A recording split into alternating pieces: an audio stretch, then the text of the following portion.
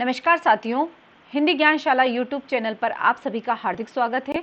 साथियों, आज हम पढ़ने वाले हैं कामायनी का श्रद्धा सर्ग, जो लिखित है जयशंकर प्रसाद जी द्वारा।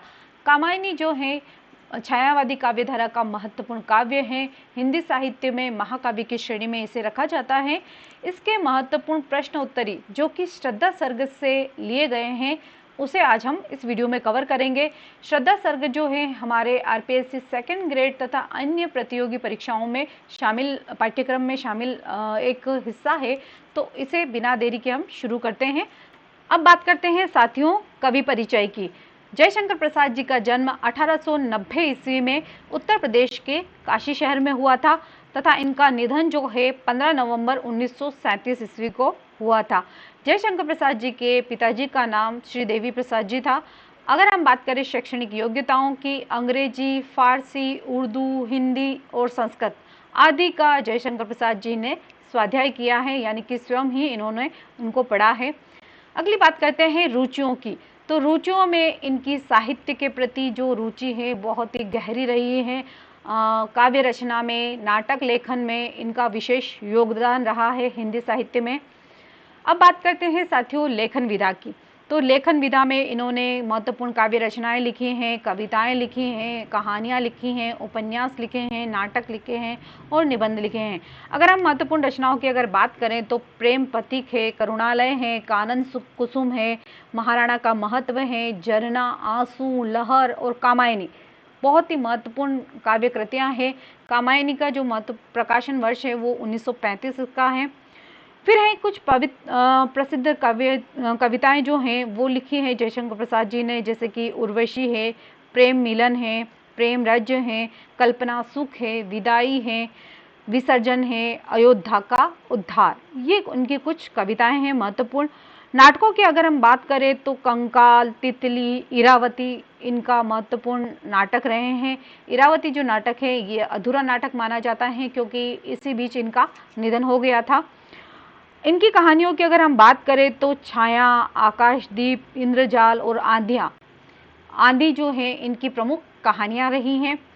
साहित्य में पहचान जो है एक छायावादी प्रवर्तक के रूप में जयशंकर प्रसाद जी जाने जाते हैं। छायावाद के आधार स्तंभ हैं। छायावाद की त्रयी में और चतुर्थी में ये शामिल हैं। अगर हम बात करें साहित्य में स्थान, तो हिंदी साहित्य में नाटक को नई दिशा देने के कारण एक नए युग का सूत्रपात किया है प्रसाद युग, जिसके ये निर्माण करता है और छायावाद के प्रवर्तक भी जयशंकर प्रसाद जी को ही माना जाता है। अब बात करते हैं साथियों कामायनी के श्रद्धा सर्ग से संबंधित महत्वपूर्ण प्रश्नोत्तरी। वेरी इंपॉर्टेंट क्वेश्चन जो है इसमें आपको इसका संग्रह देखने को मिलेगा इस वीडियो में। एक एक प्रश्न आपके लिए रामबाण सिद्ध होने वाला है। अगर आपने यह वीडियो देख लिया है तो निश्चित ही आपकी श्रद्धा सर्ग से संबंधित जितने भी आपके डाउट्स हैं, जितने भी आपके प्रश्न हैं आपके, वो सारे यहाँ पर हल होने वाले हैं। तो बिना देरी के हम शुरू करते हैं। पहला प्रश्न है हमारा, कामायनी श्रद्धा सर्ग में किसका संवाद दिया गया है या किसका संवाद है? तो कामायनी के श्रद्धा सर्ग में श्रद्धा और मनु, श्रद्धा नायिका है और मनु जो है प्रमुख नायक के रूप में आते हैं और इन दोनों की आपस में जो वार्तालाप होता है, इनकी बातचीत जो होती है, उन्हीं का इसमें वर्णन किया गया है। अगला प्रश्न है, श्रद्धा किस प्रदेश की रहने वाली थी? तो श्रद्धा गांधार प्रदेश की रहने वाली थी। अगला महत्वपूर्ण प्रश्न है, तुम कौन हो? यह कथन किसने किससे कहा था? यह प्रश्न जो है ये किसने किया था?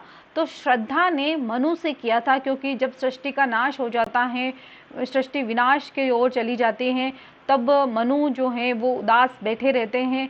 तभी श्रद्धा की नज़र जो है मनु पर पड़ती है और मनु जो है यह प्रश्न श्रद्धा जो है यह प्रश्न मनु से करती है।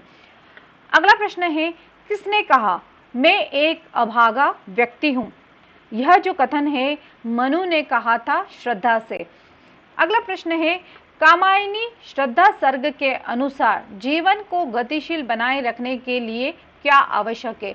बहुत ही महत्वपूर्ण प्रश्न है, एग्जाम में आने लायक प्रश्न है। तो कामायनी के श्रद्धा सर्ग के अनुसार जीवन को गतिशील बनाए रखने के लिए परिवर्तन आवश्यक है, क्योंकि बिना परिवर्तन के सृष्टि का निर्माण संभव नहीं हो सकता। अगला प्रश्न है, कामायनी का श्रद्धा सर्ग जो है उसकी सबसे बड़ी विशेषता क्या है? तो कामायनी का श्रद्धा सर्ग है, उसकी बड़ी विशेषता है उसका काव्यात्मक सौंदर्य। बहुत ही महत्वपूर्ण प्रश्न है, आपको याद रखना है। अगला प्रश्न है, कामायनी के श्रद्धा सर्ग में श्रद्धा जो है वो क्या संदेश देती है? बहुत ही महत्वपूर्ण लाइन है।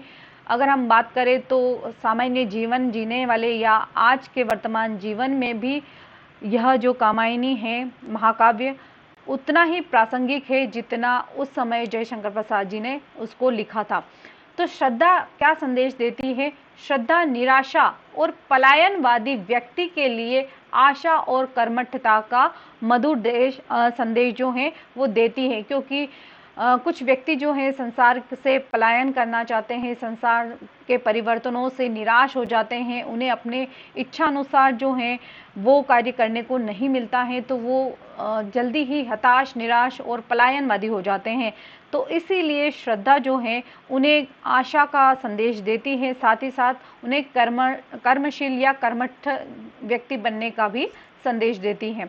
अगला प्रश्न है, कामायनी के कथा का आधार क्या है? जयशंकर प्रसाद जी ने जब कामायनी महाकाव्य लिखा था तो उन्होंने किन किन कथाओं या किन किन ग्रंथों का आधार लिया है? तो ऋग्वेद, छांदोग्य, उपनिषद, शतपथ ब्राह्मण तथा भागवत जो हैं उनका उन्होंने आधार लिया था, तथा घटनाएं जो हैं उनके लिए उन्होंने शतपथ ब्राह्मण जो महत्वपूर्ण ब्राह्मण ग्रंथ हैं उसका उन्होंने आधार लिया था। अगला है, कामायनी की नायिका श्रद्धा किसका प्रतीक है? तो कामायनी की जो नायिका है श्रद्धा वो हृदय का प्रतीक है। बहुत ही महत्वपूर्ण लाइन है, प्रश्न है, आपको याद रखना है। अगला है, कामायनी के 3 प्रमुख पात्र कौन कौन से हैं? अगर हम प्रमुख पात्रों की बात करें यहाँ पर तो श्रद्धा है, मनु है और इड़ा इसमें महत्वपूर्ण पात्रों की भूमिका में रहते हैं। अगला है, प्रसाद जी ने कामायनी को किस शैली में लिखा है? बहुत ही महत्वपूर्ण प्रश्न है। कामायनी जो है वो प्रतीकात्मक शैली में लिखा गया महाकाव्य है। अगला प्रश्न है, कामायनी में तर्क जाल किसके लिए आया है? तो कामायनी में जो तर्क जाल है वो इड़ा के घुंघराले बालों को कहा गया है, और इड़ा के जो घुंघराले बाल हैं उन्हें ही हम तर्क जाल कहते हैं। अगला प्रश्न है, प्रसाद कौन सा काव्य संग्रह जो है शिव दर्शन पर आधारित है? बहुत ही महत्वपूर्ण, कई बार परीक्षाओं में आ चुका है कि जयशंकर प्रसाद जी का कौन सा काव्य संग्रह जो है वो शिव दर्शन पर आधारित है? तो कामायनी जो महाकाव्य है वही शिव दर्शन पर ही आधारित है। अगला है, कामायनी में काम गोत्र से उत्पन्न बालिका कौन है? तो कामायनी में काम गोत्र से उत्पन्न बालिका श्रद्धा है। अगला प्रश्न है, श्रद्धा किसकी पुत्री थी? तो काम की पुत्री होने के कारण ही श्रद्धा का दूसरा नाम जो है वो कामायनी है, यानी कि काम की पुत्री होने के कारण इसीलिए इसका नाम जो है कामायनी पड़ा है। अगला प्रश्न है, कामायनी में कुल कितने सर्ग हैं? तो कामायनी में कुल 15 सर्ग हैं। पहला जो सर्ग है वो है चिंता सर्ग और अंतिम जो सर्ग है वो है आनंद सर्ग। बहुत ही महत्वपूर्ण है, यहाँ से भी प्रश्न हमारा बन सकता है। अगला है, प्रसाद जी ने कामायनी में किस कथा के साथ युगिन समस्याओं पर प्रकाश डाला है?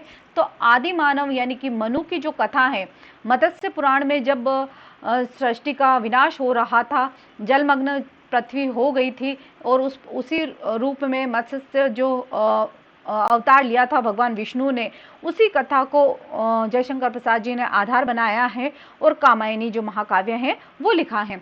अगला प्रश्न है, कामायनी में कौन सा रस है? अगर हम मुख्य रस की अगर बात करें तो अंगी रस है, श्रृंगार रस और शांत रस इसमें मुख्य रूप से दिया गया है। अगला प्रश्न है, इड़ा को किसका प्रतीक माना गया है? तो इड़ा जो है कामायनी महाकाव्य में इड़ा बुद्धि का प्रतीक मानी गई है। अगला है, श्रद्धा का सांकेतिक अर्थ क्या होता है? बहुत ही महत्वपूर्ण प्रश्न है, आपको याद रखना है।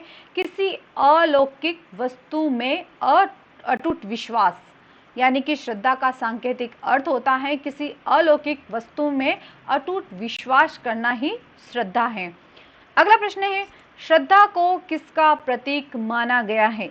तो श्रद्धा को हृदय का प्रतीक माना गया है। बहुत ही महत्वपूर्ण प्रश्न है। अगला प्रश्न है, कामायनी में मनु को किसका प्रतीक माना गया है? महत्वपूर्ण है प्रश्न। कामायनी में मनु जो है वो मन का प्रतीक है, क्योंकि मन जो है कभी इधर की तरफ जाता है, कभी उधर की तरफ जाता है। मन जो है नित्य परिवर्तनशील होता रहता है। आवश्यकता की वस्तुएं अगर हम प्राप्त नहीं करते हैं, आवश्यकता की चीज़ें अगर हम प्राप्त नहीं करते हैं, तो हमारा मन जो है वह विचलित होने लग जाता है, दुखी होने लग जाता है। उसी प्रकार कामायनी में जो मनु का मन है वो भी इसी प्रकार से डावाडोल होता रहता है। इसी कारण से मनु को मन का प्रतीक बताया गया है। अगला प्रश्न है, श्रद्धा मनु को क्या बनकर उनकी सेवा करना चाहती है? बहुत ही महत्वपूर्ण प्रश्न है। श्रद्धा मनु की जीवन संगनी बनकर उनकी सेवा करना चाहती हैं, कि वह कहती हैं कि मैं आपकी सेवा करना चाहती हूँ, मेरा जो जीवन है वो मैं आपको समर्पित करना चाहती हूँ। अगला प्रश्न है, श्रद्धा का समर्पण मनु के जीवन नौका के लिए किसके समान सिद्ध होगा? बहुत ही महत्वपूर्ण लाइन है, प्रश्न है, आपको याद रखना है। श्रद्धा का समर्पण जो है मनु के जीवन नौका के लिए पतवार के समान सिद्ध होगा। यानी कि पतवार जो है नाव को चलाने के लिए, जो खेलने के लिए जो लकड़ी का पटिया होता है, उसी के समान मनु जो है एक नाव है, और श्रद्धा जो है वो एक पतवार की तरह उनके जीवन में कार्य करेगी। अगला है, कामायनी के अनुसार समस्त सृष्टि की रचना किससे हुई है? बहुत ही महत्वपूर्ण है। कामायनी के अनुसार समस्त सृष्टि की रचना जो है शक्तिशाली विद्युत कणों से हुई है। अगला प्रश्न है, श्रद्धा ने मनु को क्या करने के लिए प्रेरित किया? तो श्रद्धा ने मनु को बिखरी पड़ी समस्त शक्तियों को एकत्रित करना और उसका उपयोग मानवता का जो साम्राज्य है उसको स्थापित करने के लिए कहा है, कि आप जो ये जितनी भी बिखरी पड़ी हुई आपकी शक्तियां हैं उन्हें समेटिए और उसका जो प्रयोग है मानव का निर्माण करने के लिए, पुनर्निर्माण के लिए उसे प्रयोग में लीजिए। अगला प्रश्न है, चंद्रिका से लिपटा घनश्याम, यह पंक्तियां किसके लिए प्रयुक्त हुई हैं? तो चंद्रिका से लिपटा घनश्याम, यह पंक्तियां जो हैं श्रद्धा के लिए प्रयुक्त हुई हैं। अगला प्रश्न है, श्रद्धा मनु को क्या संदेश देना चाहती है? तो श्रद्धा मनु को संदेश देना चाहती है कि आज से मैं तुम्हारे चरणों में बिना किसी स्वार्थ भावना के अपने आप को, अपने जीवन को आपके चरणों में न्योछावर करती हूँ। अगला प्रश्न है साथियों, कुछ काव्य पंक्तियां जो हैं वो दी गई हैं, आपको उसे ध्यान से पढ़ना है और उसके प्रश्नोत्तर को हल करना है। कर रही लीलामय आनंद महाचिति सजग हुई सी व्यक्त, विश्व का उन्मूलन अभिराम इसी में होते सब अनुरक्त। यह जो काव्य कृति है वो कहाँ से ली गई है? तो कामायनी महाकाव्य से ली गई है। किस सर्ग से ली गई है? तो श्रद्धा सर्ग से ली गई है, क्योंकि यहाँ पर एक शब्द जो है आनंद शब्द जो है वो दिया गया है। तो कई भी एग्जामिनर हैं वो घुमाने के चक्कर में हमसे पूछ लेता है कि निम्न में से काव्य पंक्तियाँ जो हैं किस सर्ग से ली गई हैं? आनंद सर्ग से ली गई हैं, कि श्रद्धा सर्ग से ली गई हैं, कि चिंता सर्ग से ली गई हैं, या अन्य सर्ग से ली गई हैं। तो आनंद शब्द देखकर हम आनंद सर्ग को न लगा दे, यह जो काव्य पंक्तियां हैं वो श्रद्धा सर्ग से ली गई हैं। दूसरा है, काम मंगल से मंडित श्रेय स्वर्ग इच्छा का है परिणाम, तिरस्कृत कर उसको तुम भूल बनाते हो असफल अवधाम। यह जो काव्य कृतियां हैं, पहला ही प्रश्न कि कहाँ से ली गई हैं? तो कामायनी महाकाव्य से ली गई हैं। किस सर्ग से ली गई हैं? तो श्रद्धा सर्ग से ली गई हैं। अगला प्रश्न है कि निम्न पंक्तियों में कौन सा भाव निहित है?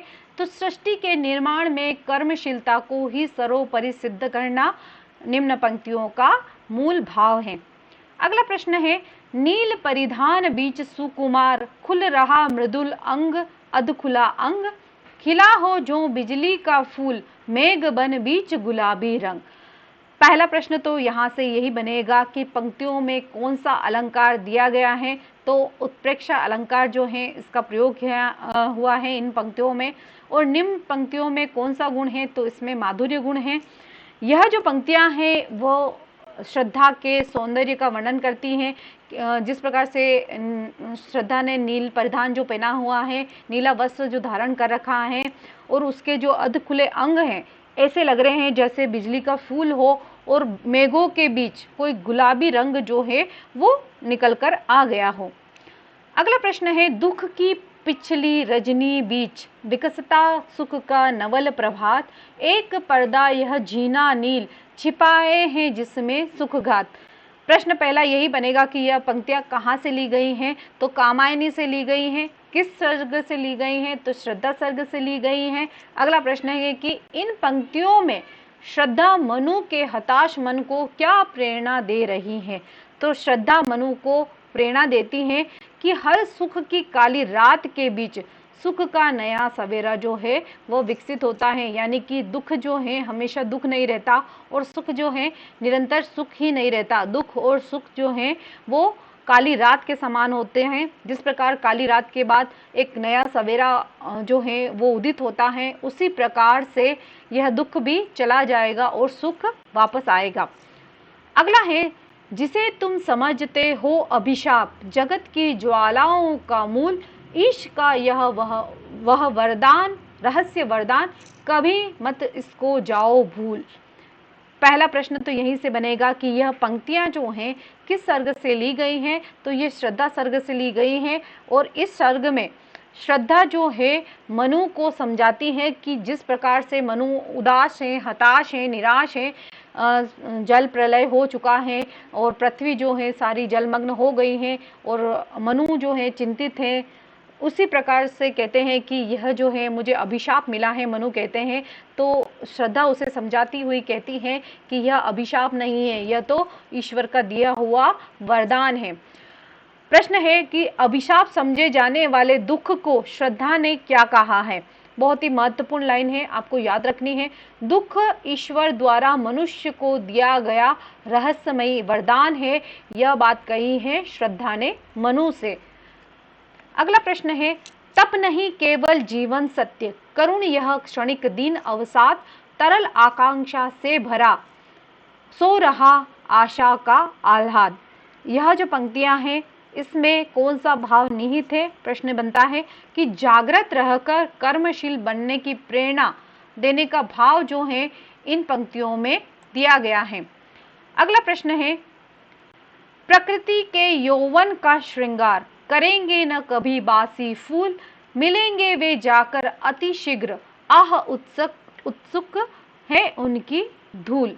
बहुत ही महत्वपूर्ण लाइन है, इम्पोर्टेंट लाइन आप लगा सकते हैं, क्योंकि श्रद्धा सर्ग का जो महत्वपूर्ण मुख्य निहित भाव जो है वो इसी में है कि प्रस्तुत छंद में श्रद्धा मनु को क्या समझा रही है। मनु जो है वो उदास हैं, चिंतित है, और तो श्रद्धा कहती है कि प्रकृति जो है अपना यौवन हमेशा सुंदर फूलों से और ताजे फूलों से करती है, बासी फूल उसके लिए किसी काम के नहीं है। बासी फूल जो है अति शीघ्र ही वे धूल में मिल जाते हैं। इसलिए कहती हैं कि जिस वस्तु का उपयोग की संभावना नहीं रहती है वह शीघ्र ही धूल में मिल जाती हैं। इसीलिए जो हुआ है पूर्व में जो घटित हो चुका है मनु, उसे भूल जाओ और नए जीवन का आप संचार करो, नया जीवन जो है उसे शुरू करो। यही संदेश जो है वो श्रद्धा देती है मनु को। तो साथियों, आज हमने कामायनी का श्रद्धा सर्ग जो है उससे संबंधित महत्वपूर्ण प्रश्नोत्तरी को देखा है। बहुत ही महत्वपूर्ण प्रश्नोत्तरी है। अगर आपको मेरा ये वीडियो जो है पसंद आया हो तो प्लीज़ इसे लाइक कीजिएगा, अपने दोस्तों के साथ, अपने सहपाठियों के साथ इसे शेयर भी कीजिएगा। धन्यवाद। Thank you.